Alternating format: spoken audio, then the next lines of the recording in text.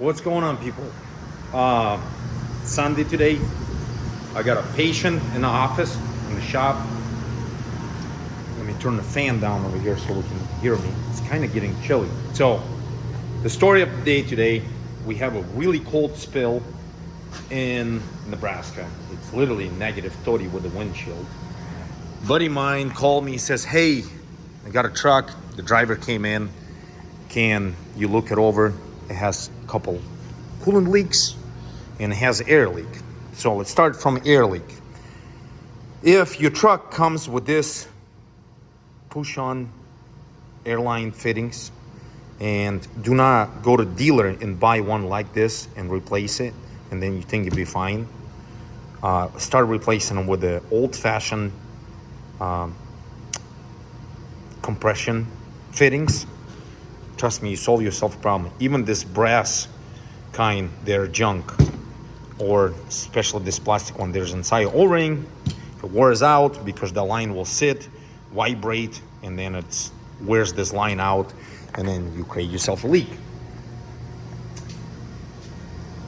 Old trucks, not just the new ones. But I will talk about the new ones a little bit more.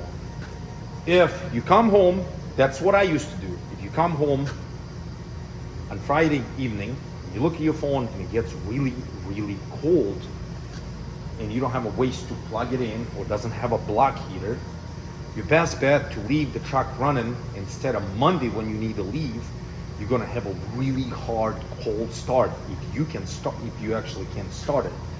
The amount of harm you will do by let the truck idle, even with the DPF system and EGR and ACR and all this BS, bump your RPMs off and let it ride.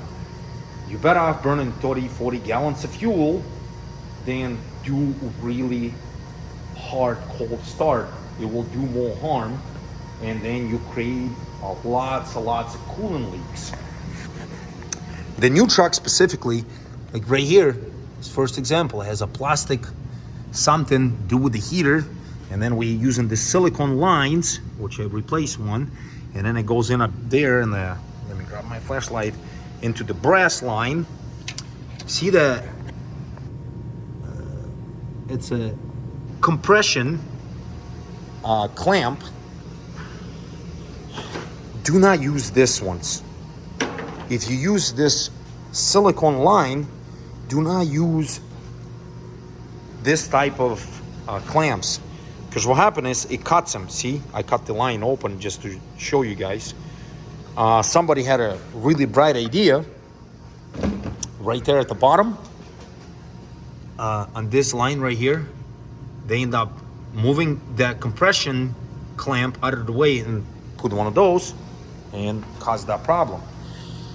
I came across one time this inside liner come off, and when a guy was putting a line on, the thing folded up, he put the clamp, tight the hell out of it, and then he's like, I have no heat, it's barely blowing warm. I says, well, it's probably plugged up. Did something fail before? No. So you come to look at it, and that's what I found. My preference, if I do, I don't mind these things, but like I said, with the compression clamps, but I prefer to use old-fashioned rubber lines without the line or anything like that. They a little bit thicker. They don't fail as much. I don't know. I just had better luck with this. Red coolant, all the new coolants, my preference is using a cat coolant, which is red. This reservoir tanks is literally a junk. They are very sensitive. The sensor is very sensitive to determine if it's low on coolant. And I'm talking about by a half an inch below, and it will throw the light on. So if your truck set and it got really cold and then you started it and your light started flashing, let it run before you run up and start adding more coolant, because this coolant, as a warm up, it will expand. If you overfill it, this coolant end up being in your safety tank, I call it. I don't know the proper name for it, because right there, I will go on the other side. It actually has a cap which is set at 15 pounds, and they do like to fail quite often. But it's right here, and it's 15 psi. And this tank on this side, it's not supposed to be really full like this. It's like your reservoir tank is right here, and it's right here too. but you cannot put coolant here. This is literally just my opinion. The last truck, let's say if I decided go back trucking, somebody asked me, which truck would you prefer to buy? I would not buy anything newer than 2007. The amount of problems since I started literally turning the wrenches full time, and I'm dealing with the 19s, 20, 22, 21 trucks, which is some of them still under warranty. I never came across with a 99, 07, 2001, and 2003 I had, or 2002. I never had amount of problems as these new things have.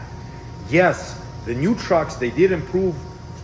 The cab is a lot more quieter. It's more comfortable to ride. Now we push the button and we just go. We don't have to shift. But they still make it a manual. But the amount of dumb stuff these trucks have, start from EGR to the DPF, to the coolant leaks, to the air leaks, to amount of stuff you need to take it off from the top to run an overhead. Overall, they've become a lot more expensive to maintain them, and they're not as reliable at all to compare to older ones. If you, the driver, you the single man show, you own a truck, you own a trailer, you are running under your own authority, and you somewhat mechanically inclined, if you grab a calculator and calculate it by going and buying a brand new truck from a dealer and thinking I'm not going to have a problem, or buying something this old, which is, I think it's 07, but actually it's a glider kit, has a 6NZ cat, you would better off buying that, completely refurbish it, and it's still going to be cheaper than buying this. And you're not going to have a variable geometry turbo, which it has a huge problem to fail. You have two sensors, one pre whatever it is, and then after. This is just crazy. You have an EGR cooler. You have so much stuff. I understand the Fed's pushing for a bunch of stuff for the emissions, for the clean air. But at the end of the day, you the sucker who end up struggling. And some of you guys are going to say, well, the newer trucks become more fuel efficient. No, it's not. I had 2001 60 series Detroit in a heavy haul application, an empty weight with the extendable detached trailer. My traveling down the road empty. I was 51,000 pounds. On average, I was getting 7.1 to 7.5 miles to the gallon. Obviously, driving respectably. These things don't get better fuel mileage. This thing specifically pulls a car hauler trailer. And I just looked at it. The average fuel mileage on this thing is 5.6, which is not bad for being a car hauler, but in a dry van application, like the newer trucks did not become more fuel efficient. Okay, let's say if it did, but now you need to put fuel and you have to put urea, which is not cheap, the DEF stuff. So once again, if you're a one-man show, you're way better off buying an older truck.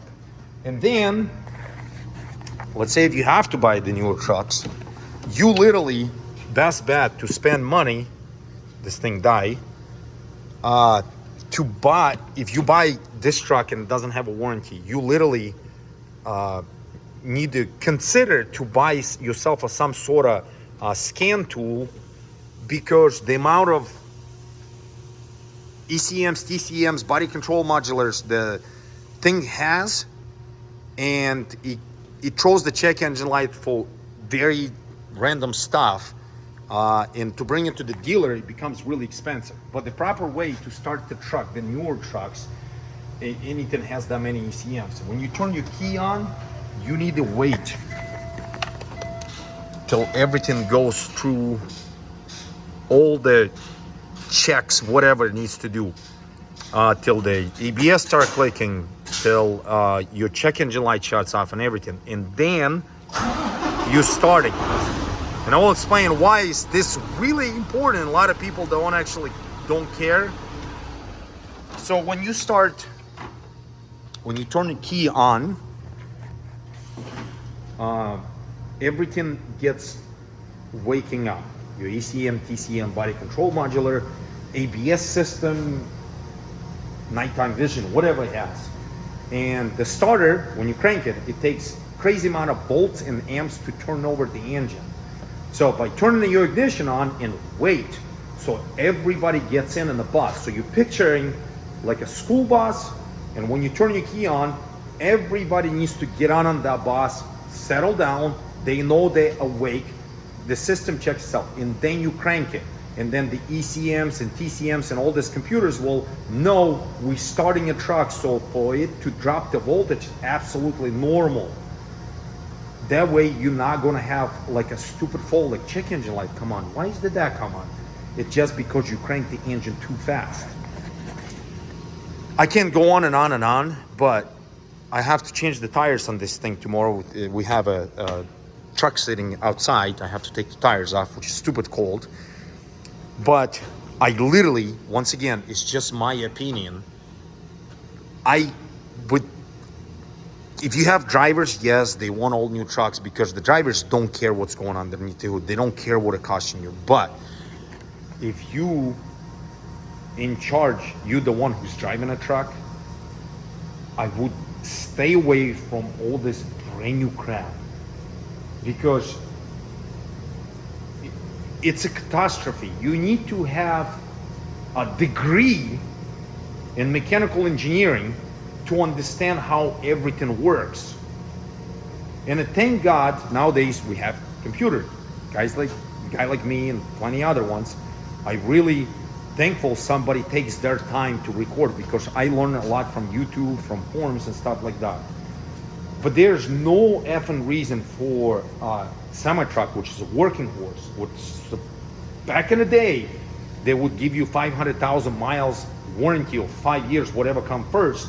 Now the new warranty is 3 years and 250 or 300,000 miles, and that's it. Or you can buy extended warranty, but the extended warranty, it's as good as a toilet paper. A lot of times, well, we're covering cylinder number 1, but you failed cylinder number 2, or you failed cylinder number 2, but we're covering 1. It's a hassle to work. So the ideology by buying it, my hand's getting tired to hold the phone. The ideology to buy the new truck because they're better and I don't want to have a problems. Trust me, you will have more problems with this than with that.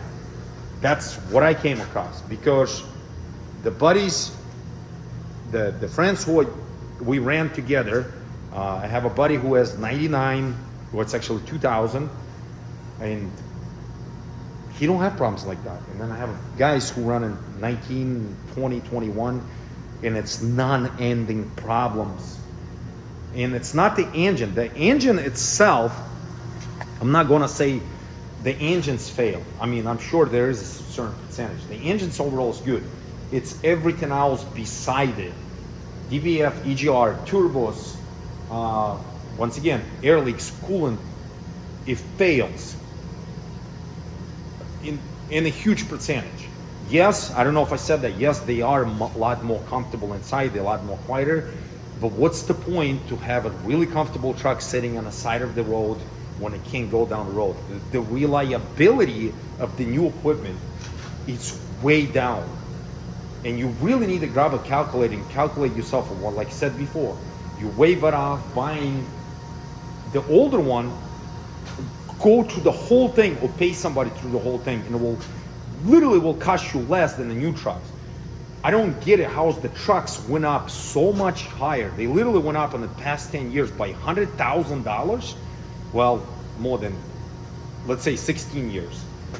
But they become really unreliable. Really, really, really unreliable. Thanks for watching all. God bless you if you own new truck. That's all I got.